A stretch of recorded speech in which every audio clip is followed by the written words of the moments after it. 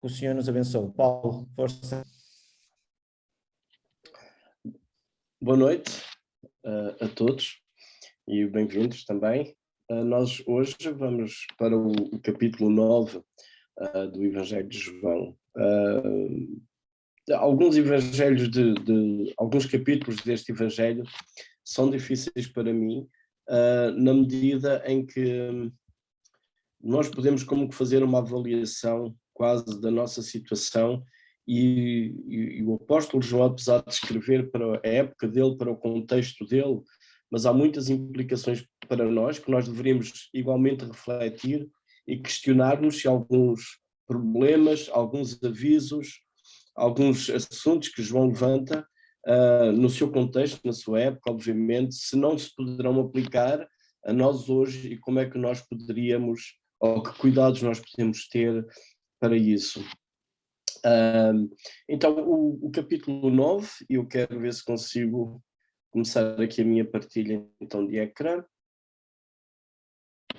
Creio que já estarão a ver. Então, o capítulo 9, sim, estão a ver?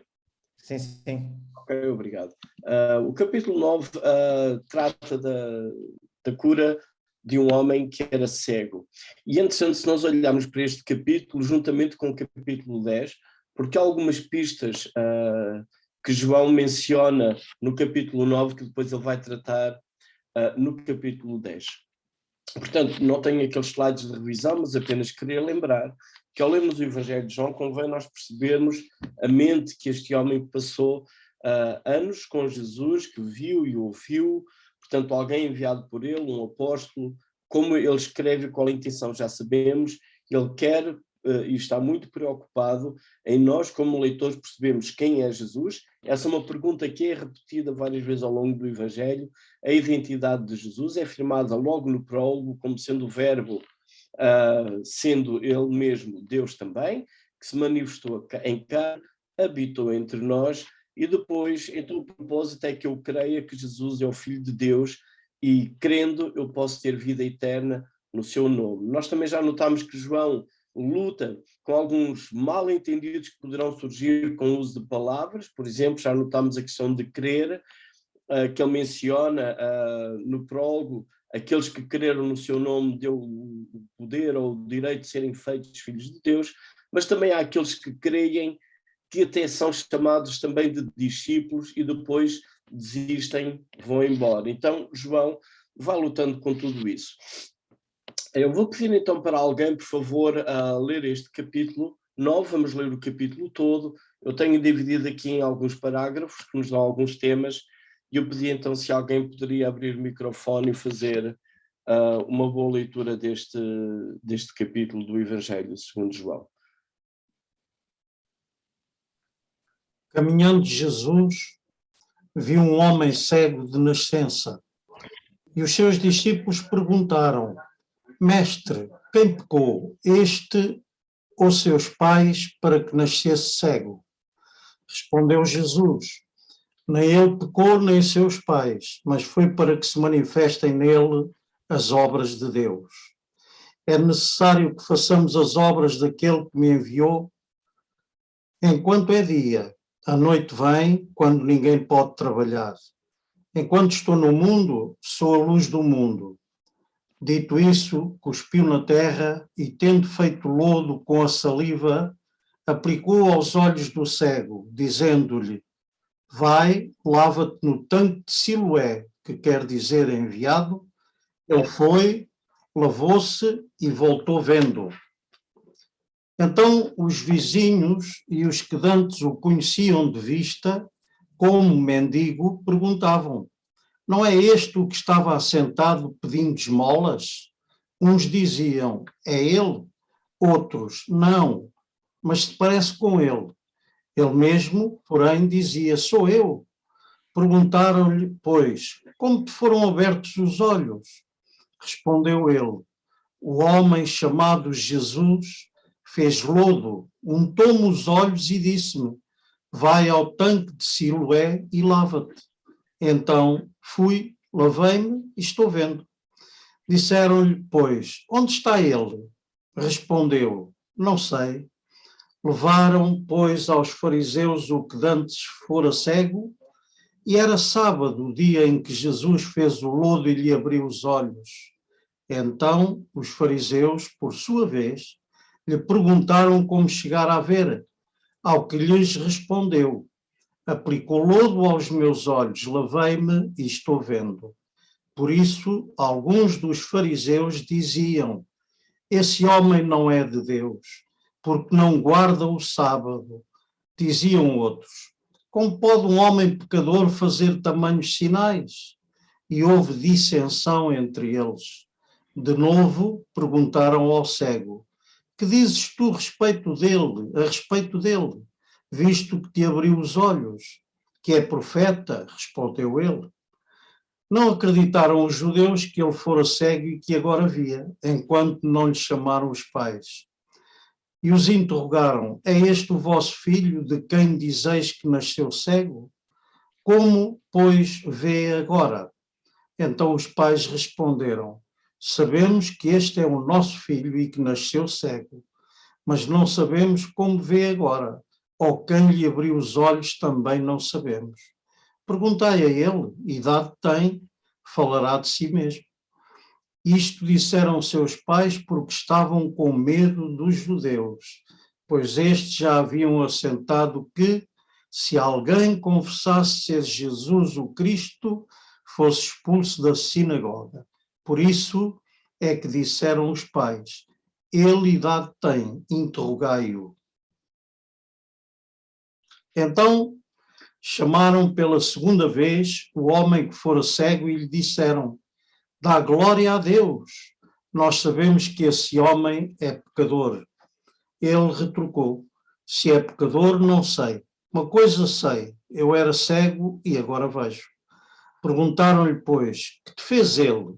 Como te abriu os olhos? E ele lhes respondeu: já vos disse, e não atendestes, porque quereis ouvir outra vez. Porventura quereis vós também tornar-vos meus discípulos? Então o injuriaram e lhe disseram: discípulo dele és tu, mas nós somos discípulos de Moisés. Sabemos que Deus falou a Moisés, mas este nem sabemos de onde é. Respondeu-lhes o homem: nisto é de estranhar que vós não saibais de onde ele é. E, contudo, me abriu os olhos. Sabemos que Deus não atende a pecadores, mas, pelo contrário, se alguém teme a Deus e pratica a sua vontade, a este atende. Desde que há mundo, jamais se ouviu que alguém tenha aberto os olhos a um cego de nascença. Se este homem não fosse de Deus, nada poderia ter feito. Mas eles retrucaram: tu és nascido todo em pecado e nos ensinas a nós? E o expulsaram. Ouvindo Jesus que o tinham expulsado, encontrando-o, lhe perguntou: crês tu no Filho do Homem? Ele respondeu e disse: quem é, Senhor, para que eu nele creia? E Jesus lhe disse: já o tens visto, e é o que fala contigo. Então afirmou ele: creio, Senhor, e o adorou. Prosseguiu Jesus: eu vim a este mundo para juízo, a fim de que os que não veem vejam, e os que não veem se tornem cegos. Alguns dentre os fariseus que estavam perto dele perguntaram-lhe: acaso também nós somos cegos? Respondeu-lhes Jesus: se fosseis cegos, não teríeis pecado algum, mas porque agora dizeis, nós vemos, subsiste o vosso pecado. Obrigado. Obrigado, irmão. Nada. Prazer. Pela leitura. Então, tentei fazer um esquema, uma estrutura, como João organizou este episódio na vida de Jesus. Não sei se notaram na leitura, mas a palavra sinal ou sinais, neste caso, no plural, surge aqui de novo, no versículo 16. Portanto, este é mais um sinal que João registra para que creiamos que Jesus é o Filho de Deus. E aqui há de novo uma tensão e alguns desafios para nós. E outra vez, a ideia que eu estou aqui a tentar dar a olharmos para este Evangelho é usá-lo como uma ferramenta para evangelismo, para partilharmos a mensagem do Evangelho. E aqui alguns problemas são levantados para nós próprios e também para os nossos pares, em que nós poderemos convidar para uma leitura, reflexão e desafiando a responder a esta pergunta: quem é Jesus? Esta pergunta, ela surge muitas vezes no Evangelho. Aqui de novo aparece a tentativa de tentar perceber quem é Jesus, e notem que vamos notar uma progressão, mas aqui então uma pequena estrutura deste capítulo. Então, primeiro, nós temos um momento em que digamos que Jesus está com o cego e acontece a cura. Notem que outra vez este milagre de cura de cego é um daqueles milagres que, de novo, ninguém vê. Não sei se já notaram muitos destes sinais que João relata, ele relata de forma que ninguém vê o sinal. Então, num primeiro momento, Jesus está com o homem, faz lodo e unta-lhe os olhos e ele continua cego. E ele tem que ir ao tanque sem ver. E quando ele vai lá, está noutro espaço. Jesus não está ali no tanque. Então, quando ele lava os olhos, a única coisa que as pessoas teriam ao pé do tanque e observam é que há uma pessoa, que devem conhecer como cego alguns, outros não, que está a lavar os olhos. E de repente aquele homem diz que vê. Mas quem o mandou lavar, quem pôs o lodo, já não está lá. Aliás, não está ali porque aconteceu noutro lugar. Portanto, é um daqueles outros sinais, não sei se lembram, o filho, a cura do filho do oficial do rei, também foi um sinal em que Jesus disse ao homem: vai, o teu filho vive. Ninguém viu um milagre, porque ele estava numa zona da Galileia e aquela família com o filho enfermo morava em Cafarnaum. Depois, os versículos 9 a 12, então nós temos os vizinhos, amigos, quem conhecia este homem. Há ali uma série de perguntas, quase que dá a ideia que estão a tentar matar a curiosidade. É ele, não é ele? Parece com ele, aquelas confusões das tentativas que diversas pessoas têm para explicar acerca do cego, o que é que aconteceu. E depois temos, do 3 ao 17, um primeiro interrogatório de parte dos fariseus a este homem. Esse interrogatório não traz satisfação à comunidade dos fariseus, então eles chamam os pais do homem que tinha sido cego. Continua a ser inconclusiva essa entrevista, digamos assim. Há um segundo interrogatório, do 24 até ao 34, e depois temos uma conclusão que envolve estes três grupos. O cego, neste caso, o que era cego, deveria ser assim que estava ali escrito, mas por uma questão de espaço e de identidade que nós não temos registado o nome deste homem, portanto apenas o foco que João quer dar não é o nome da pessoa, mas a tudo isto que aconteceu, à mensagem que ele quer transmitir, os fariseus e Jesus, e quase que João nos desafia a colocar aqui a pergunta: afinal, quem nesta história toda, quem vê ou quem não vê em toda esta história? Ok, então eu não tenho para mostrar hoje aquele trabalho que eu costumo fazer com as frases, as repetições, mas tenho aqui uma síntese das repetições. São vários versículos, mas a ideia de ver, de vista, aparece cerca de 15 vezes. Eu estou-me a basear na tradução de Almeida atualizada. Então, a ideia de ver, ou verbo, ou substantivo, surge cerca de 15 vezes neste capítulo. Em contraste quase paralelo, temos a ideia de cego. Então, quase que podemos ver aqui que João usa as palavras quase de uma forma simétrica. Ver e cego, não é? É quase como que um contraste. Temos que lembrar que eu estou aqui a basear numa tradução, portanto, não estou a atender ao rigor que poderá surgir no uso das palavras no texto em grego. Depois temos outro contraste que há aqui em repetições, a ideia de pecar e pecado, que é repetida 9 vezes, e abrir os olhos, ou a ideia de olhos, alguma coisa com os olhos, untar os olhos, abrir os olhos, também repetida 9 vezes. Portanto, estas são ênfases que João quer dar. E uma ênfase que não é nova também neste Evangelho, a questão do querer, que é mencionada 3 vezes também. Há também uma série de tópicos, de temas que João tem desenvolvido ao longo deste Evangelho. Portanto, ao fazer este estudo, esta leitura, nós deveríamos ir constantemente rever o que é que o nosso autor já tem escrito acerca destes assuntos, a questão de crer. por exemplo, neste capítulo, surge no 35, 36 e 38. Mas o que é que João já tem dito, em que situações ele já nos tem como que mostrado, que situações ele tem colocado a mim como leitor a contemplar esta questão de crer. Afinal, o que é que significa crer? O que é que significa quando alguém diz eu creio? E já vimos, por exemplo, no capítulo 2, nos versículos ali indicados, que há alguns que creem quando veem sinais, mas Jesus não confia neles. Não tenho aqui também a menção de discípulos, é uma palavra repetida, no entanto eu não tenho nos slides, mas vamos notar que João já usou até a ideia de que alguns dos seus discípulos o abandonaram e já não seguiam. Outra vez nós podemos ter um contraste entre o que é ser um discípulo e o que é ser um discípulo. E hoje, eu sei que se calhar para nós é mais fácil tentarmos arranjar palavras e fazer diferenças. E dizer crer ou acreditar, mas notem que João não quer que eu como leitor vá por esse caminho. Ele quer que eu entre em diálogo com alguém que diz eu creio em Jesus. Agora o resto isso significa o quê? Como é que nós podemos discernir alguém que crê e é uma crença superficial? E como é que nós podemos discernir alguém que crê e é uma crença verdadeira, genuína, enraizada? E João lida com isso. A mesma ideia de ser discípulo. De novo temos aqui a confrontação com estas ideias dia, noite, luz, trevas. Volta a estar a surgir aqui no versículo 4, e tinha sido também já mencionado no prólogo, naqueles versículos do capítulo 1, do 4 até ao 9. A ideia de Jesus ser a luz do mundo, ele menciona agora aqui que ele é a luz do mundo, isso já tinha sido afirmado no capítulo 8, que Jesus era, ele afirmou, eu sou a luz do mundo.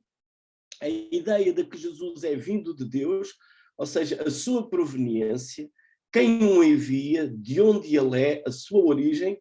No primeiro versículo sabemos, no princípio era o Verbo era Deus, o Verbo estava com Deus, o Verbo se fez carne e habitou entre nós, mas continua agora aqui ainda este dilema, que também já foi abordado na questão com Nicodemos. Nicodemos diz, sabemos que és mestre vindo de Deus. E aqui nós temos que entender que Nicodemos era um dos fariseus, ou seja, Nicodemos fazia parte do grupo que chamou este homem invisual a tentar perceber quem era Jesus, a tentar perceber como é que era o milagre. João não menciona aqui Nicodemos, mas a ideia que Nicodemos diz, sabemos que és mestre vindo de Deus, certeza era uma questão pertinente neste contexto destes homens fariseus que estavam a interrogar o cego. A questão do dia de sábado é, de novo, levantado aqui o problema, tinha sido levantado já no 5:9, a questão de Jesus fazer estas coisas no dia de sábado, e de novo fica aquela complicação, mas houve trabalho, não houve trabalho, houve transgressão do dia de sábado ou não houve, porque a única coisa que Jesus fez foi fazer lodo e pôr nos olhos. Não é uma carga demasiado pesada para se transgredir o sábado, pegar no lodo. A distância que o homem percorreu provavelmente também não é uma distância suficientemente grande para transgredir o sábado. Ele voltar de lá a ver também não é um problema para ele andar e transgredir o sábado. E fica aquela questão, houve milagre, não houve milagre? Houve cura, não houve cura? A cura, neste caso, não é presencial, apesar de naquela época não haver Zoom na internet, mas não é uma cura que ocorreu ali à frente de Jesus, foi distante, e o problema grande é a transgressão do sábado, ou seja, um zelo muito grande pela lei, pela palavra, pela obediência à palavra de Deus. De facto, na mente dos fariseus era isso que estaria aqui em causa. De novo, a identidade de Jesus. E aqui temos duas afirmações, uma da parte do cego dizendo que Jesus é profeta e outra da parte de Jesus identificando-se então como filho do homem, também já mencionado em 1:49. E temos um tema que volta a ser mencionado já neste Evangelho, que é adoração. Esse tema já tinha sido trazido à luz por João quando do encontro de Jesus com a mulher em Samaria, junto ao poço. A conclusão que nós temos aqui dos fariseus, desculpem, dos discípulos de Jesus, quando eles veem o homem cego, esta pergunta ela surge por causa de um princípio do entendimento que haveria nos dias de Jesus e ainda hoje acontece na nossa época, que é conhecido como o princípio da retribuição direta. Ou seja, naquela época, por exemplo, os rabinos acreditavam que havia uma relação causa e efeito na questão entre sofrimento e pecado. Ou seja, se alguém sofre, se alguém padece, se alguém está doente, se alguém está a ter problemas financeiros, se alguém está a ter qualquer outro problema na vida, certamente é porque aquela pessoa pecou e isso é castigo divino. Então, era visto assim na época e nós hoje, atualmente, ainda temos como que essa tendência. Temos um ditado até que diz: cá se fazem, cá se pagam. E de alguma forma isso habita no nosso subconsciente e alguma lógica geral, não é? De certa maneira, se nós queremos um Deus justo, nós queremos que Ele castigue aqueles que fazem o mal e queremos que Deus dê prémios aos que fazem o bem. Isto tem implicações um bocado perniciosas, porque se eu vou pensar que aqueles que estão mal estão a ser castigados por Deus, e se a vida corre bem a mim, então eu estou a ser premiado por Deus. Ou seja, a bênção de Deus na minha vida não depende de graça, mas depende do meu mérito. E este é um caminho pernicioso que vai desaguar precisamente no conceito de salvação pelas boas obras. Quanto mais bem eu fizer, melhor eu vou ser abençoado. Eu recordo já há muitos anos em que, na época, eu tinha trocado de carro e alguém me viu e disse: tu tens esse carro porque tu mereces. E eu pensei, aqui está de novo este princípio de retribuição direta.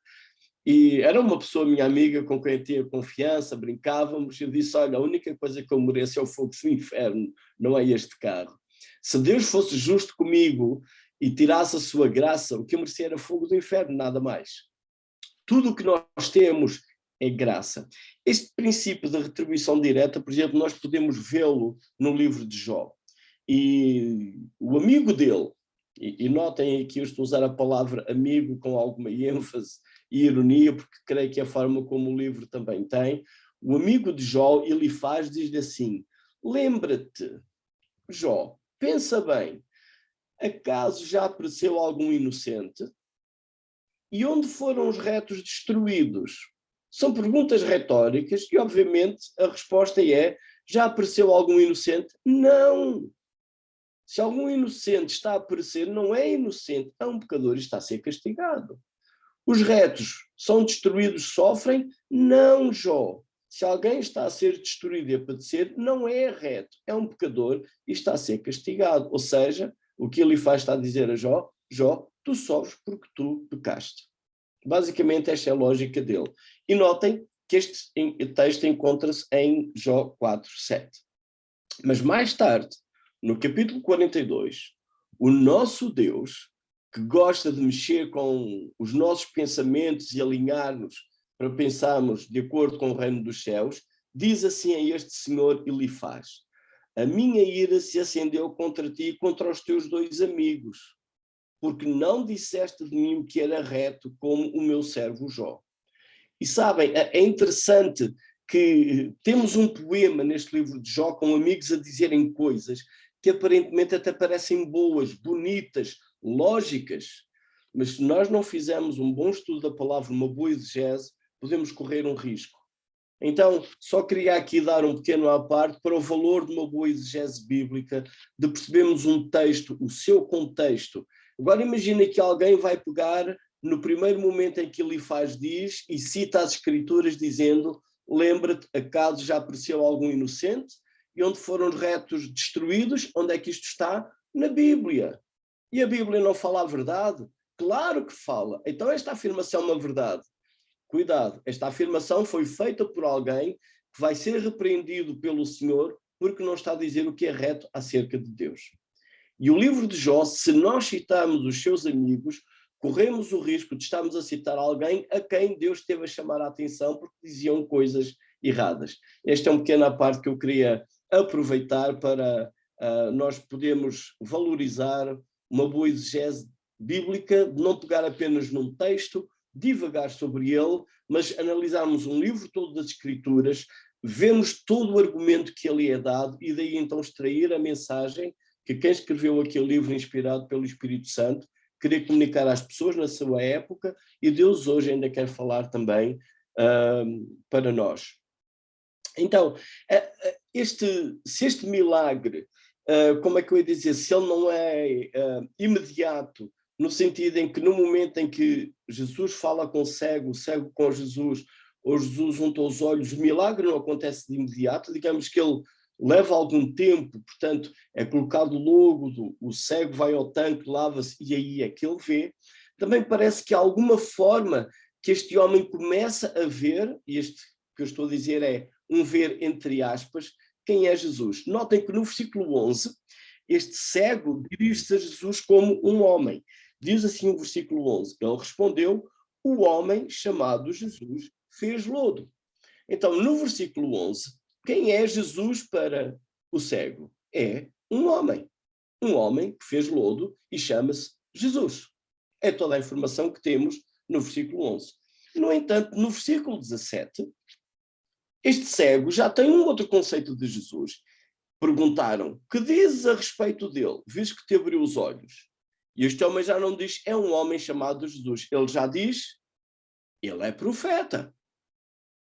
Já não é apenas um mero homem que se chama Jesus, como alguns outros havia na época. Este homem é um profeta. Mas, seguindo a conversa, quase que dá a entender as respostas que ele dá no interrogatório, que este homem é mais do que um profeta. Dá a ideia que ele até é um mestre, talvez um rabino, alguém que merece, que é digno de ser seguido. Eu queria chamar a vossa atenção para as respostas que ele dá, e notem, isto é um desafio que este homem, e já não sei se recordam a opinião que eles tinham, os fariseus tinham dele, tu nasceste todo em pecado e vem-nos agora aqui dar histórias da religião, não é? Tu não sabes nada disto, nós somos os profissionais, e ele está como que a desafiá-los para eles perceberem de facto quem é Jesus. É um homem, mas é mais do que um homem. É um profeta, mas sim, é mais do que um profeta. Então ele diz, se é pecador, não sei. Uma coisa eu sei, eu era cego e agora eu vejo. Ou seja, façam as vossas contas. Podem dizer o que quiserem dele, mas há uma verdade aqui que não pode mudar. Eu era cego, eu agora vejo. E na minha linguagem de hoje eu diria, desenrasquem-se. Mas eu era cego, eu vejo, acertem, por favor, a vossa teologia. No versículo 27, ele é um pouco mais atrevido. Ele diz assim, eu já vos disse e não atendestes, porque querem ouvir outra vez.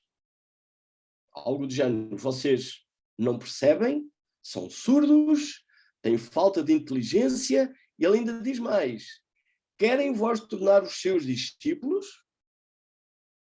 Vocês estão a fazer estas perguntas porque têm interesse em segui-lo? Há aqui uma ironia forte da parte deste homem, estas autoridades religiosas judaicas.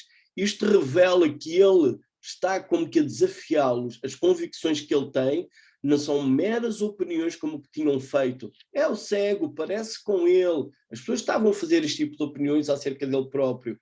Ele não está a ter esta atitude de opinião acerca de Jesus. Ele está a mostrar que tem convicções já muito fortes. E depois, no versículo 34, ele ainda mais forte, ele faz ainda uma afirmação no 33. Se este homem não fosse de Deus, nada poderia ter feito.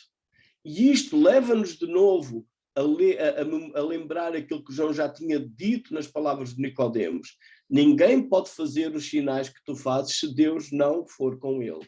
Ou seja, notem que aqui a teologia do homem cego, todo nascido em pecado, segundo as expressões dos fariseus, é uma teologia coincidente com um fariseu colega deles. Nicodemos sabia, ninguém pode fazer estes sinais se Deus não for com ele. E neste caso, teologicamente, o que temos aqui é que o cego coincide, a teologia do cego, digamos assim, coincide precisamente com a teologia dos fariseus. Ou seja, por motivos que é bom nós questionarmos, não pensando apenas nos fariseus, mas pensando também a nós próprios, os fariseus estão a ir contra a sua própria convicção e a sua própria teologia. E, por fim, ele confessa Jesus e adora-o. para terminar esta primeira parte, uma última questão que eu queria mencionar aqui também, que é extremamente importante, é a questão do conforto social e religioso. Os pais do cego confirmam que ele é cego, confirmam que ele é o filho, confirmam que ele era cego de nascença, mas não emitem mais nenhuma opinião. E dão uma desculpa, dão uma razão que é verdade. Ele já tem idade. Perguntem-lhe. Mas a verdadeira razão, João explica, tem medo da rejeição social e religiosa. Os pais têm medo de serem expulsos da sinagoga, por isso retraem-se. E isto é um desafio que é colocado a nós como leitores, se queremos ou não queremos em Jesus, e que medos de rejeição nós poderemos enfrentar, ou a pessoa com quem nós estamos pode enfrentar. Então tinha aqui duas perguntas para colocar, e vou passar ao Pedro Costa, então, para ler as perguntas.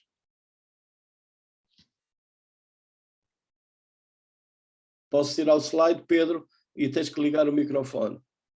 Sim. Ui. Sim, eu estava a pôr as perguntas no bate-papo, mas pronto, eu leio do slide. Nesta narrativa, quem vê e quem não vê, que indicações temos de quem vê / não vê? Explica com base no texto.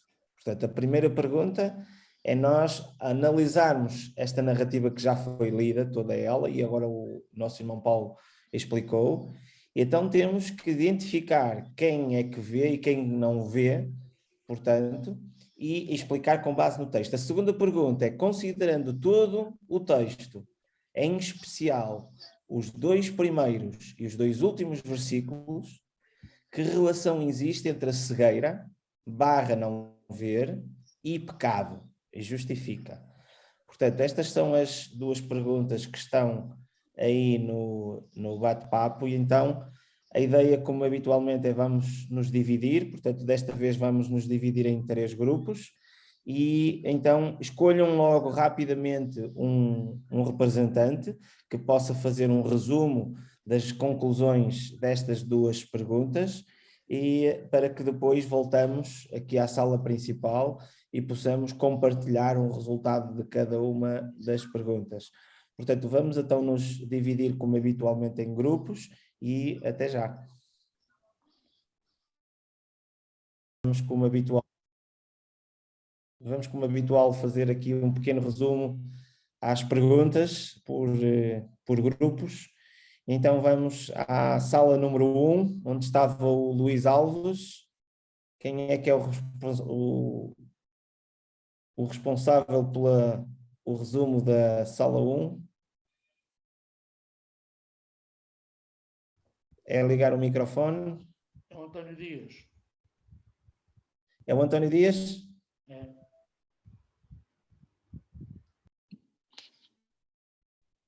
António Dias, é só ligar então o microfone. Não, foi o irmão Paulo, ou o irmão Pedro. É o irmão Paulo? Foi. O irmão Paulo é que foi o chefe. Estava ali caladinho. Oi, isto levou-me de volta, não era esse o acordo, irmão António. Eu sou suspeito, não é? Eu sou suspeito. Voluntário obrigado.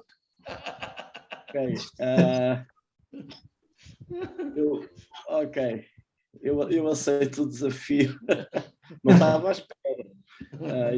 E obviamente é capaz de ser aqui alguma batota.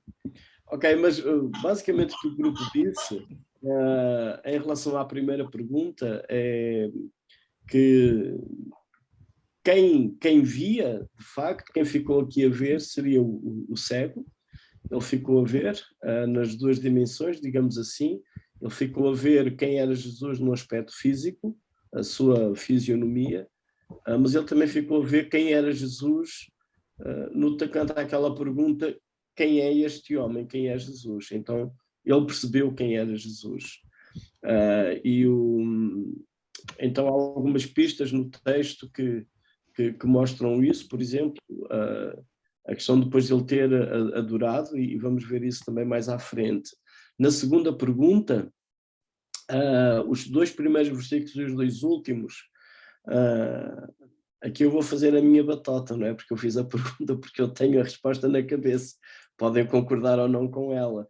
Mas eu acho interessante que nos 2 primeiros versículos a palavra pecado e cegueira estão ali mencionados. E dá a ideia que a relação como cegueira, consequência de pecado, ali naquele caso é errado, não faz aquela ligação direta. Jesus diz, não é assim, mas isto aconteceu para se manifestar a glória, o poder de Deus na vida deste homem. Mas quando nós chegamos aos últimos 2 versículos, estas 2 palavras são de novo repetidas, a questão do pecado e de ser cego, e ali sim parece que há agora uma consequência. Os judeus são cegos por causa do próprio pecado, ou seja, da determinação deles de não saírem, não quererem abrir mão de uma série de coisas que eles têm erradas, para eles perceberem quem é Jesus. Então dá a ideia que João tem aqui alguma ironia acerca desta questão da consequência, se esta ligação direta ou não. Parece que em termos físicos, do homem ser cego, não há aquela ligação direta. Ele não era cego por causa do pecado dele ou dos pais. Não é essa a razão que Jesus dá.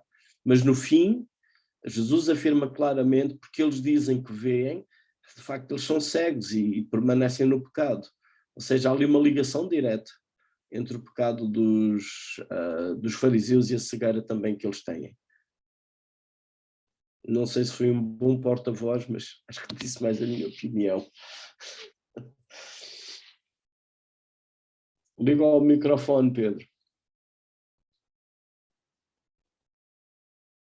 Vamos à sala número 2, então. Era a sala onde estava o António Calaim. Não sei quem é que é o responsável.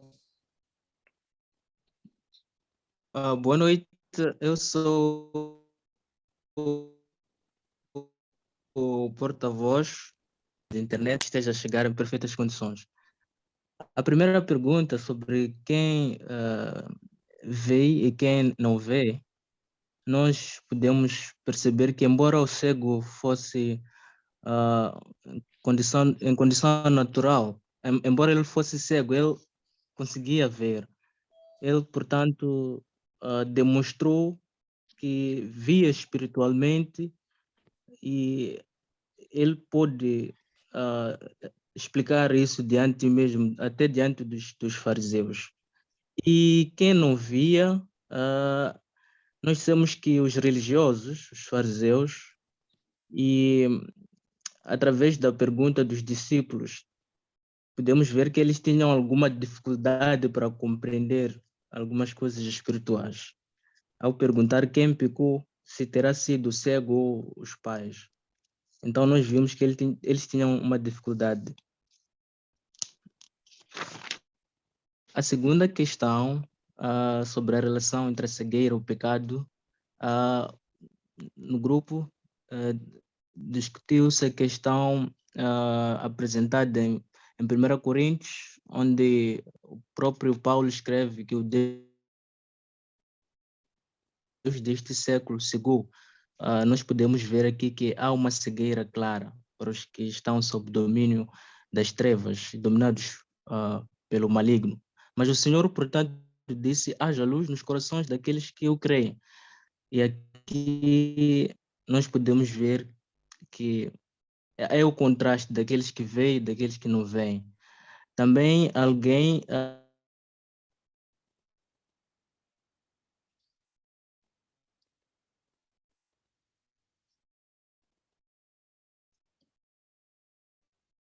Penso que ficamos sem ouvir, Dércio. Sem o porta-voz. contribuiu dizendo que, conforme nós podemos constatar em 1 de João, especificamente sobre isso, o que amam.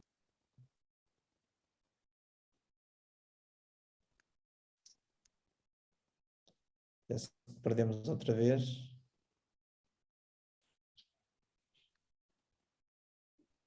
Alô? Sim, agora sim, Sim. estamos a ouvir. Sim. Não sei se terá chegado. Estavas a dizer primeira de João. Sim. O 1 de João, onde está escrito que o que ama o seu irmão permanece na luz, mas quem não ama o seu irmão está nas trevas. Portanto, podemos ver aqui a questão também da cegueira, de quem vê e de quem não vê. A questão do pecado estar associado, portanto, às trevas. E a cegueira. Pois. Ok, está tudo?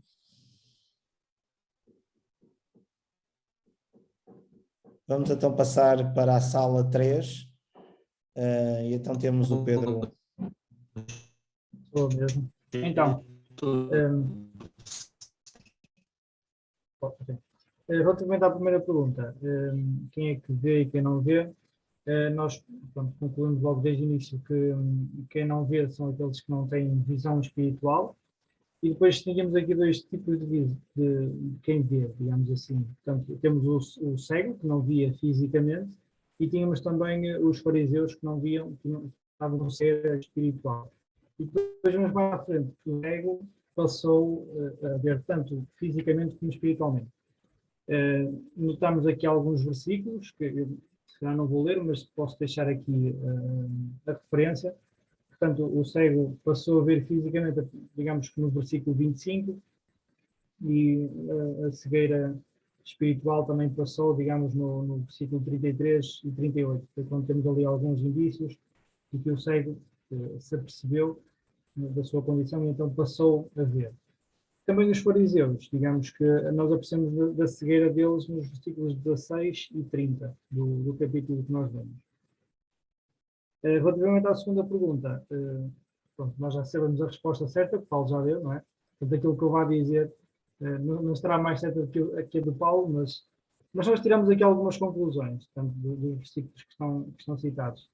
Então, a primeira conclusão é que se nós vemos e temos consciência do pecado, e não nos arrependemos, nós continuamos cegos espiritualmente, não temos visão espiritual. Também reparamos que os fariseus dizem que veem, nós temos ali no versículo 41 que Jesus dizia claramente que eles diziam que veem, mas eles continuavam cegos espiritualmente porque não tinham consciência do que estavam a fazer, nem de quem Jesus era. E também a última conclusão, então, quando nos estão abertos os olhos espirituais, apercebemos do nosso pecado. E pronto, e foi isto. Concluímos.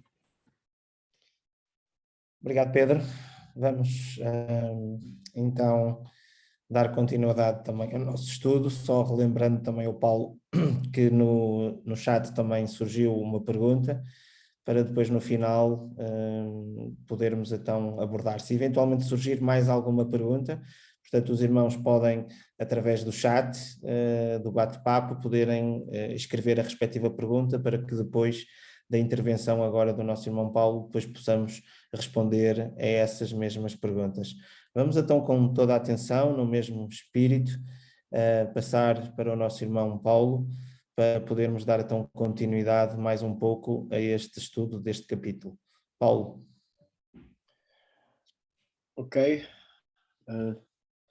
Obrigado, Pedro. Vou então continuar aqui a partilhar a minha tela com os meus slides.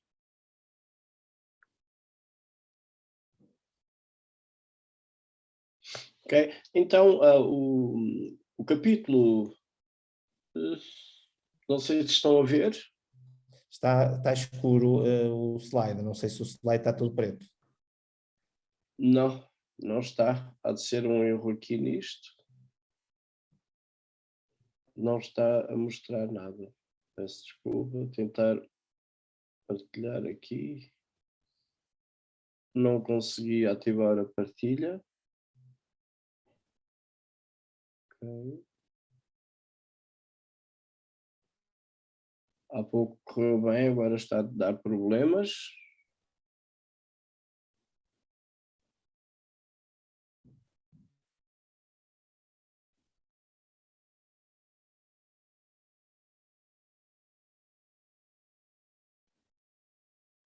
Ok, deveria estar a dar. Sim. Vamos ver agora. Ok. Sim. Então, Sim, sim. há uma ligação, vou passar um pouco por isto rápido, mas há uma ligação que eu queria que tivéssemos em conta com este capítulo e o capítulo 10 a seguir, que João vai nos introduzir, que é a questão do tema do bom pastor. E aqui ando a notar que existe esta tensão de estar ou não incluído, neste caso na sinagoga, que também era Tira só a tua uma... imagenzinha de cima, se faz favor. Obrigado. Que era também uma inclusão no sentido religioso, mas também era uma inclusão no sentido social, em todas essas vertentes. E assim, pelo menos o que dá a entender no versículo 35, ouvindo Jesus que o tinham expulso da sinagoga, portanto, assim que Jesus percebe que este homem, firme nas suas convicções de quem era Jesus, acaba por ser expulso da sinagoga, ou seja, ele decidiu correr o risco que os pais não quiseram correr. Jesus vai à procura dele. É Jesus que toma a iniciativa e vai ter com ele. E esta ideia de Deus ter a iniciativa com o homem, ela vem por toda a Escritura, e mais uma vez João mostra aqui. Por exemplo, se nós virmos o capítulo 3, versículo 9, quando é a queda, Deus vai ter com o homem e pergunta: onde estás? Quando Caim vem zangado porque a oferta dele não foi aceita, no capítulo 4 de Gênesis, Deus vai perguntar a ele o que aconteceu. Mais tarde, depois de ele matar o irmão, Deus vai perguntar o que é que aconteceu. E isso sucede-se em todas as Escrituras, Deus tendo iniciativa, procurando o homem. E a seguir, o que vem acontecer é precisamente esse mesmo modelo, o modelo do bom pastor, o modelo daquele que vai atrás daquele que está perdido.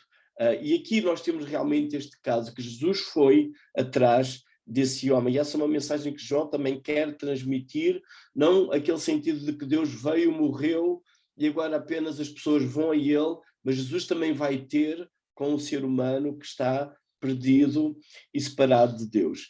Existem alguns contrastes também, e isto foi também mencionado no grupo onde eu estava, portanto há aqui um contraste entre a atitude dos pais e do próprio cego. Os pais recearam ser expulsos da sinagoga, eles não se quiseram comprometer. No entanto, este homem, ele decide avançar, dá uma lição de teologia aos senhores fariseus, mas obviamente ele acaba por ser expulso da sinagoga. E dá a entender que isto não era uma coisa inesperada para ele. Ele, quando começa a ter aquele discurso com os homens de sinagoga, é esperado precisamente que ele acabe por ser expulso, porque além de não estar a concordar com eles, como aquele que os acusa e está a atacar. É também de novo interessante aqui neste aspecto da questão desculpem, é que este contraste, ele também é muito interessante notar, porque por vezes, quando nós comunicamos o Evangelho a alguém, a pessoa sofre estas tensões. As pessoas vivem num ambiente familiar, têm os seus empregos, o seu círculo de amigos, e temos a nossa cultura portuguesa. Eu tenho a minha cultura aqui, a portuguesa, e a minha outra. E por vezes esta questão de quem é Jesus, como é que eu me vou identificar com ele, acaba por ser um problema que aqui é notado num contraste entre a atitude dos pais e a atitude do cego. Não sei as consequências que houve nesta família depois. Os pais ficaram na sinagoga, ele é expulso. O que é que a vizinhança disse sobre ele? Portanto, há toda uma série de coisas que João não narra aqui, mas que certamente aconteceram. E isto requer aquela questão de uma fé genuína que vai, avança, mesmo medindo consequências, continua a avançar. De novo, neste sentido de exegese, percebemos o significado das palavras, sobretudo o significado das palavras surge por causa do contexto em que elas são inseridas. Aqui há uma expressão muito interessante nesta narrativa, no versículo 36, e por lapso eu não anotei o segundo, que é o versículo 38, mas no versículo 35, desculpem, vou ler de novo. Ouvindo Jesus que o tinham expulsado, encontrando-lhe, perguntou: crês tu no Filho do Homem? E ele respondeu e disse: quem é, Senhor, para que eu creia? O uso aqui da palavra Senhor é um uso normal. Jesus, o cego, aquele que tinha sido cego, dirige-se a Jesus. Esta expressão Senhor é: quem é, Senhor? Olha, quem é esse para que eu possa crer nele? E Jesus responde no 37, já o tens visto e é o que fala contigo. Ou seja, de certa maneira Jesus está a dizer, sou eu. E então o versículo 38 tem o mesmo uso da palavra Senhor, mas a conotação, o sentido é completamente diferente. Então afirmou ele, creio, Senhor, e o adorou. O que nos vai dar a entender que o uso da palavra Senhor aqui, no 38, é diferente do uso da palavra do 36, sendo a mesma palavra, é a atitude dele. Ele não se dirige a Jesus como um ser humano, apenas uma pessoa, ele adora-o. E ele, ao adorá-lo, se ele não perceber, se ele não está a entender aquilo que João já disse no início, o verbo era Deus, ele, ao adorar Jesus, ele está a incorrer o risco de ser morto por apedrejamento e ser considerado alguém herege em Israel, um proscrito que teria que ser exterminado e expulso porque está a dar glória a um ser humano que não a merecia. Também não temos nenhuma correção da parte de Jesus dizendo não me adores, porque só o Senhor teu Deus deves adorar. Então este uso da palavra Senhor aqui, ele tem uma conotação completamente diferente que nos é dado pelo contexto. O contexto imediato, no sentido em que ele se prostra e o adora, e um contexto que se prolonga por toda a Bíblia, tendo em mente aquela grande afirmação, escuta Israel, o Senhor teu Deus é o único, ao mandamento adorarás somente ao Senhor teu Deus e somente a ele prestarás culto. Portanto, este segundo versículo 38, o contexto, indica-nos que Senhor aqui, esta expressão Senhor, tem uma conotação completamente diferente do versículo 36, o que dá a entender que este homem aqui já vê agora perfeitamente quem é Jesus e responde com fé em adoração. Portanto, se ele tinha corrido o risco de ser expulso da sinagoga, ele agora corre o risco de ser morto e expulso da comunidade de Israel. Há um outro contraste que João também quer mencionar aqui, e nós hoje temos este mesmo dilema, a questão do glória a Deus e a questão da adoração. No versículo 24, estes homens zelosos, conhecedores das Escrituras, incentivam a este cego, segundo eles próprios, todo nascido em pecado, não é? Eles incentivam-no e dizem, dá glória a Deus. Nós sabemos que este homem é pecador, ou seja, não percas tempo com esse homem, dá glória a Deus. Pode ser uma frase muito piedosa, pode ser uma frase que vai transmitir uma imagem muito digna quando alguém diz glória a Deus. No entanto, temos que ter em mente que mesmo Jesus disse, este povo honra-me com os lábios, mas o coração está longe de mim. E nós aqui temos esta distinção. Um dar glória a Deus, neste caso, pode ser meramente verbal e quase que se pode colocar a pergunta, os fariseus davam glória a Deus? Certamente sim, certamente eles diriam várias vezes, dá glória a Deus, e neste caso são incentivar este homem a glorificar e dar glória a Deus. Mas o que isso significa é outra história. Este homem deu glória a Deus? Sim e não. Na altura em que os fariseus dizem para ele dar glória a Deus, ele não diz glória a Deus. Ou se ele diz, João não registra. Mas quando ele se prostra diante de Jesus e o adora, ele dá glória a Deus. Ou seja, adoração a Deus não é apenas verbal. Não estou a dizer que é errado verbalizar a minha adoração a Deus. Mas o erro que nós podemos fazer é por causa da verbalização, nós concluímos que aquilo brota do coração, do meu ou do outro. E a atitude do coração, que é aqui um tema extremamente importante, não apenas neste capítulo, mas no Evangelho, é a questão da adoração. E quando este homem adora, de facto o que nós temos aqui é uma imagem de alguém que se prostra diante do outro. E olhando para trás, o Senhor já tinha mencionado na conversa com a mulher em Samaria. Vem a hora, e já chegou, em que os verdadeiros adoradores adorarão o Pai em espírito e em verdade. Porque são estes que o Pai procura para seus adoradores. Depois continua, Deus é espírito. E importa que os seus adoradores o adorem em espírito e em verdade. E sendo Jesus Deus, como João já mostrou várias vezes neste Evangelho, nós temos aqui um momento em que há um adorador de Jesus, há um adorador de Deus que se prostra, percebe quem ele é discerne quem Cristo Jesus é e adora-o. E isto é extremamente importante neste sentido. Se estou a explicar esta mensagem do Evangelho a alguém, este conceito de adoração tem que estar implícito. Então, adorar não é apenas verbalizar, mas é uma entrega total. Adorar a Deus é quando eu percebo que aquilo que eu sou, o que eu tenho, tudo pertence a Deus. É dar a Deus o meu tempo, as minhas 24 horas diárias, é dar a Deus as minhas capacidades, reconhecer dons espirituais, entregar isso para o seu serviço, os meus bens materiais, as minhas finanças, eu perceber que nada disso é meu. Tudo é de Deus. Ou como Davi escreveu na dedicação do templo, do que é teu, te damos a ti. É interessante que ali Davi não diz que está a dar do que é dele ao Senhor, mas do que é do próprio Deus, ele está a dar a Deus. Ou seja, a perspectiva de que somos mordomos, administradores daquilo que Deus nos dá, da nossa vida, do nosso tempo, dos nossos bens materiais, de tudo aquilo que temos e somos. Tudo isso é de Deus. E isso é adoração. Então, crer implica adoração. João já tinha mencionado que há aqueles que criam em Jesus. O problema é que não eram adoradores dele, não lhe entregavam tudo completamente. Então agora João está a dar passos para que eu, como leitor, eu perceba e dê os mesmos passos.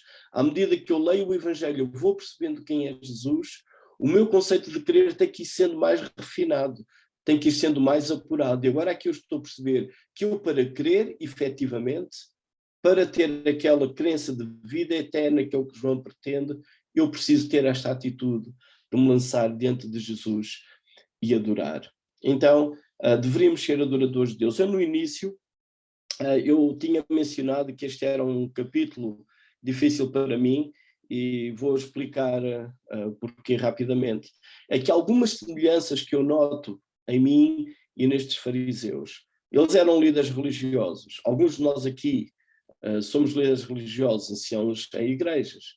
Eles achavam que conheciam as Escrituras. Nós também achamos que conhecemos as Escrituras. Eles tinham um zelo grande pela palavra, pela obediência à palavra, incentivar os outros à obediência à palavra. E nós hoje também temos isso. E são características que temos em comum.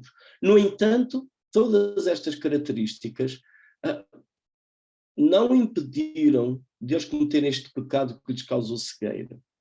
O problema é que eles estavam demasiado agarrados à sua posição. Eles estavam demasiado agarrados a uma série de coisas, de tradições, que eles não estavam dispostos a abdicar, nem quase à força. E a questão aqui que me preocupa, e eu creio que nós deveríamos refletir, é sim, devemos continuar a ter mesmo este desejo de conhecer a Escritura? Sim, devemos. Devemos continuar a ter este desejo de aplicar, de viver, de ajudar os outros? Sim, devemos. Mas até que ponto é que nós não estamos demasiado agarrados à nossa posição? Até que ponto nós não estamos demasiado agarrados à nossa reputação? E quando chega alguma outra coisa que vai ameaçar não a mensagem do Evangelho, mas vai ameaçar o meu estilo, vai ameaçar o meu gosto, vai ameaçar a minha posição, seja qual ela for, até que ponto eu não fico duro e resistente a essas mudanças? Em especial quando talvez alguém surge e quer servir a Deus, mas não vai servir como eu sirvo, porque se calhar tem dons espirituais diferentes. A maneira dele ser é diferente. Talvez aqui podem surgir uma série de tensões. O problema maior que estes homens tinham aqui não é que eles não entendiam quem era Jesus, mas a situação deles, a posição deles estava a ser ameaçada por este, desculpem usar a expressão, por este jovem. Jesus tinha 30 anos, na casa dos 30, estou a pôr um número redondo, eles teriam mais. E como que eles estavam a ser desafiados naquilo que eles achavam que era seu. E aí é o erro deles. Este amor pela palavra, por servir o Deus, tudo isso devia ter cultivado neles um sentimento de humildade diante de Deus, de bondade e generosidade para com os outros. Mas o que tudo isso cultivou neles foi orgulho, foi ficarem agarrados à sua própria posição. E todos os que de alguma forma não concordassem com as suas posições pois seriam seus adversários e inimigos. E esta é a parte difícil hoje para nós, para aqueles que são líderes ou de alguma forma lideram alguma coisa. Ficamos demasiado agarrados nestas coisas tão boas que quando outras pessoas querem servir ao Senhor e Deus os está a levantar, nós opomos-nos. E se calhar não nos opomos porque há um erro na sua doutrina ou um erro naquilo que eles fazem, mas apenas porque sentimos essa ameaça. Eu creio que aí é a hora de nós irmos diante de Deus e talvez arrepender, pedir perdão e percebemos que a graça de Deus se manifesta em nós, mas também em outros e dar espaço.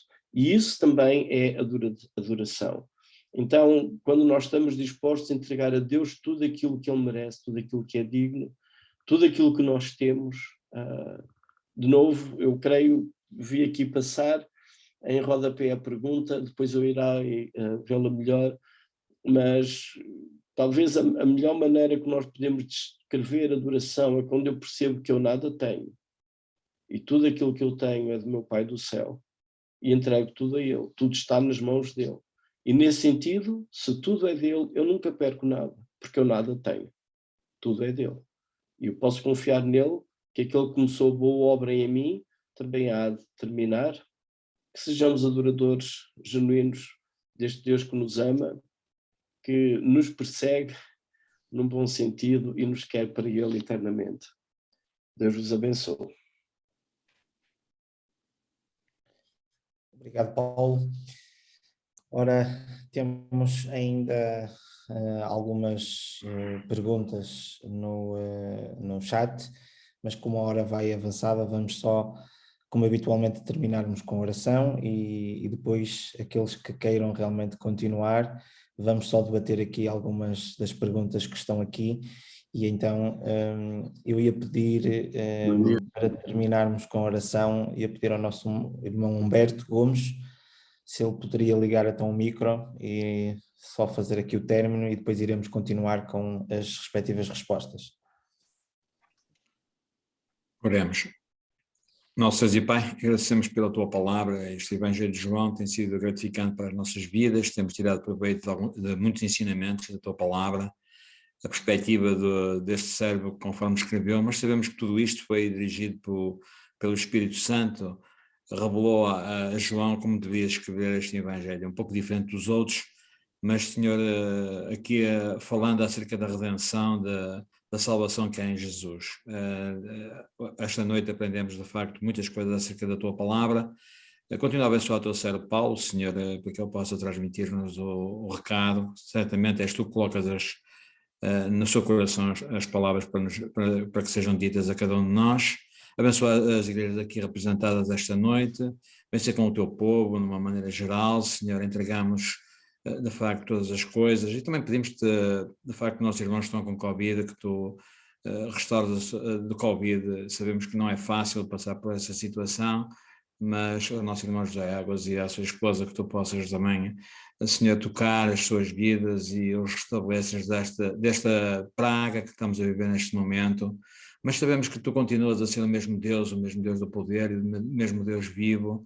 Acreditamos que Tens cura para todas as coisas. Então, se com este casal, Senhor, abençoas e curas.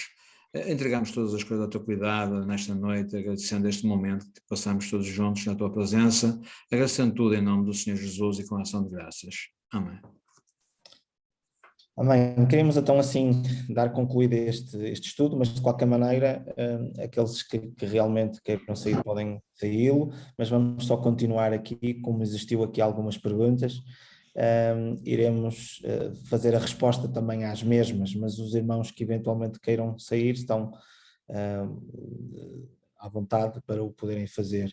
A primeira pergunta que nós vemos aqui é pelo Dércio, e então o Dércio diz: há uma ideia clara dos discípulos de que a condição de cegueira do homem seja resultado direto de algum pecado dele ou dos pais.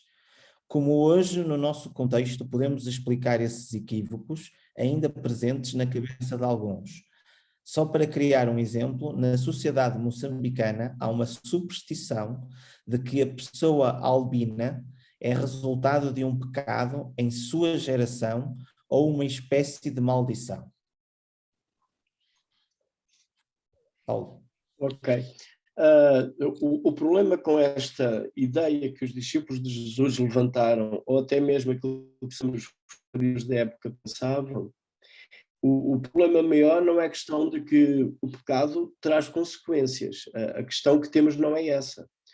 Por exemplo, se eu pegar, ou se eu me embriagar e for conduzir o automóvel, vai haver consequências. É provável, pode ser que não, mas é provável que haja. A questão aqui não é se pecado ou alguma coisa traz consequências, mas a ideia é um castigo divino, ou seja, é uma penalização. Cria a ideia, esta mentalidade, o que é que ela tem por trás? Cria a ideia de um Deus atento que está no céu e quando alguém faz uma asneira, Deus manda lá de cima um raio, ok? Manda lá de cima uma pedra. Qual é a intenção? Apenas castigar, punir. Portanto, é um Deus demasiado justo e quando alguém erra, leva. Para quê? Errou, levou, não interessa nada mais. A questão é que quando nós temos alguma correção de Deus, é pedagógica, é para salvação. A ação de Deus que nós temos nas Escrituras, Deus é um Deus, e notem o que é que vem a seguir, o bom pastor.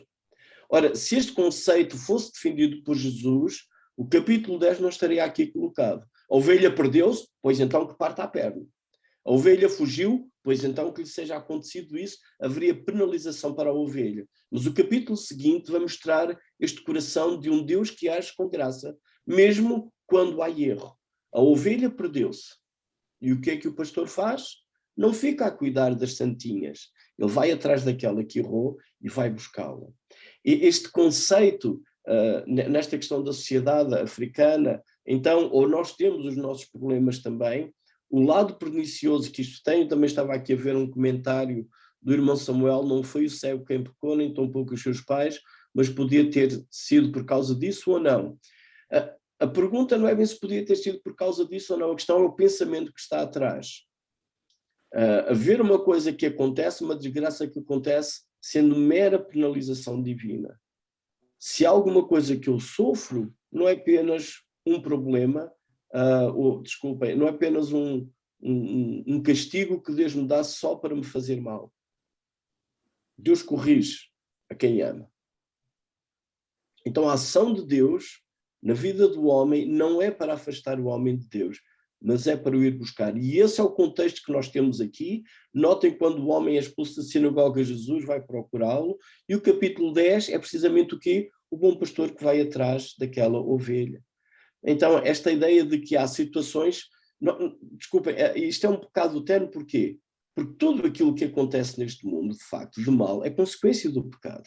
Nós temos que a terra é amaldiçoada, em Gênesis 3. Então, se hoje temos todas estas consequências de guerras, de tudo isto que acontece, tudo isso é consequência do pecado. Nesse sentido geral, todo o mal é consequência do pecado. Podemos dizer assim, aquilo que nós enfrentamos, mas não naquele sentido dos amigos de Jó dizerem: Jó, tu estás a sofrer porque tu pecaste. Essa não é a mentalidade que nós temos aqui ou nas Escrituras. Não sei se eu respondi à pergunta. Tentei ser curto, eu sei que sou longo nestas respostas. Não sei se o Se alguém quer comentar de outra maneira. Não sei se o Dércio quer comentar alguma coisa. Não, vamos entretanto passar para a segunda pergunta. E aqui é uma pergunta do Armandino Calaim a dizer: o cego estava tão feliz por ter sido curado que nem sequer pensou nas consequências. Não é uma pergunta, é uma afirmação. Sim, eu ia passar para a pergunta abaixo. Eu também queria explicar a pergunta abaixo. É assim, eu realmente estava para escrever e depois queria completar, mas depois isto foi logo lá para o chat. Eu estava a pensar nos leprosos que foram curados e depois só um é que voltou para agradecer. Ora, o que é que eu pensei? Então quer dizer, os 10 creram, por terem sido curados, devem ter querido, mas só um é que voltou para trás para agradecer. Eu não sei se são casos diferentes, é verdade, o cego e os leprosos, mas se crer em Jesus, não é, neste aspecto, sendo curado, implica realmente a adoração de toda a gente, porque só um é que veio para adorar, para agradecer. Dos leprosos, estou a falar dos leprosos. Dos 10 leprosos. Que está em Lucas 17, 11 a 19. Os pontos que Lucas quer focar e aquilo que João poderão ser diferentes, mas na base a questão está ali na mesma, não é? De novo nós temos esta ideia de alguém que recebe a graça de Deus e notem, sendo o Senhor conhecedor de todas as coisas, vamos aqui construir esta linguagem. Jesus sabendo de antemão que um viria a agradecer, ele poderia ter recusado a cura aos outros ingratos ou esquecidos, vamos até dizer que eles tiveram problemas de memória, não é? Mas parece mais que o contexto ali não é tanto falta de memória, será mais ingratidão ou egocentrismo, algo assim do género. Mas mesmo assim a graça de Deus manifesta-se a eles e eles são curados, sabendo Jesus que não ia haver um retorno que seria esperado, apenas um veio e agradeceu. Então aqui a ideia que João está a tentar construir é ajudar-me a mim como leitor a eu perceber o que é crer em Cristo Jesus. Crer em Cristo Jesus não é saber que ele tem poder, não é saber que ele faz milagres, não é saber que ele pode ser uma série de coisas. É a minha dedicação completa a ele. Então implica esta ideia de que eu estou separado de Deus, eu preciso dele e nele eu tenho vida. Notem que João escreve lá no fim, e crendo no seu nome tenham vida eterna. É para isso que João quer. Então esta crença em Jesus está diretamente ligada à eternidade. Todo o meu ser, a tudo que eu tenho, tudo que eu sou, é a minha redenção completa. Qualquer outro crer em Jesus que não implique a minha redenção completa ou a minha rendição completa diante dele, não faz parte desta crença que João quer que eu compreenda. Faz parte da crença que algumas pessoas tinham e depois o deixaram. Faz parte da crença que alguns discípulos tinham, mas quando o discurso era duro, iam-se embora. Então, esse tipo de crença não produz vida eterna. Então, aqui, eu creio que o que João nos procura transmitir, já no caso da mulher samaritana, Deus procura adoradores. Ela disse: eu vejo que és profeta. Ok, está num bom caminho, mas ela precisa de ser uma adoradora. Este homem disse: é um homem Jesus. Eu depois disse: ele é um profeta. Mas como é que nós sabemos que este homem viu plenamente quem era Jesus? Quando ele o adora e lhe chama Senhor e se rende a ele completamente. Então, nesse sentido, sim, a adoração faz parte da vida de quem crê em Cristo, de quem crê em Deus. Eu diria isso. Ok. Portanto, eu não sei se eventualmente queres acrescentar à pergunta do nosso irmão Samuel Vieira, portanto, ou se já respondestes. Não foi o cego quem pecou, nem tampouco os seus pais, mas poderia ter sido por causa disso ou não? Eu acho que aí nós não temos nenhuma base textual para isso, não é? Poderia ter sido? Poderia não ter sido. Poderia não ter sido. Nós não temos nenhuma informação, nenhuma pista que João nos dá. Aliás, há outras situações em que alguns achavam que aqueles que foram mortos numa torre eram mais ímpios do que os outros. E nós fazemos essas ideias, a questão do castigo, ou o mal, o sofrimento como consequência de pecado. Mas em geral a Bíblia, ela combate essa ideia. É uma ideia mais farisaica, poderá estar ligado, obviamente, se alguém vai fazer um crime e é apanhado e vai sofrer as consequências, claro que errou e está a sofrer as consequências por causa do erro. Mas mesmo assim isso não tem nada a ver com salvação e dá a ideia que aquilo que a Bíblia realmente quer construir ao longo de todas as suas páginas é um Deus que vem atrás do homem para o salvar. Portanto, logo ali em João 3,16, a ideia é que Deus amou o mundo de tal maneira, e aí está incluído aquele que peca, o que não peca, o que nós dizemos que é bom, o que nós dizemos que é mau, porque no fundo todos são maus, por isso todos pecaram, como Paulo escreve, estão separados da glória de Deus. Então, se eu disser que sim, que o homem era cego por causa do pecado dos pais, penso que em nada vai modificar a história, mas neste caso Jesus disse não era por causa disso, que ele era cego. Penso que está respondido. Não sei se o nosso irmão Samuel quer dizer mais alguma coisa. Penso que está respondido. Claro que no texto logo início, Jesus vem explicar que não tem a ver, a sua cegueira de nascença não tem a ver com isso, mas é da maneira como o cego iria realmente manifestar as obras de Deus. Pronto, vamos falar, Pedro. Sim, não percebi? O irmão Samuel quer falar. Claro que está lá. Está claramente escrito que por causa disso. A minha dúvida era esta, que o pecado não traz consequências, traz. Já dissemos isso, já sabemos. Não foi no caso cego, mas podia ter sido. Não foi, podia ter sido. Uma coisa, eu estava a pensar que dava-me vontade de dar um abraço ao cego, porque apesar de ele passar uma vida cego, ele via mais que os outros. Afinal, ele não sabia quem era Jesus, mas sabia. Por aquilo que ele disse, pelo testemunho, até o adorou, e etc.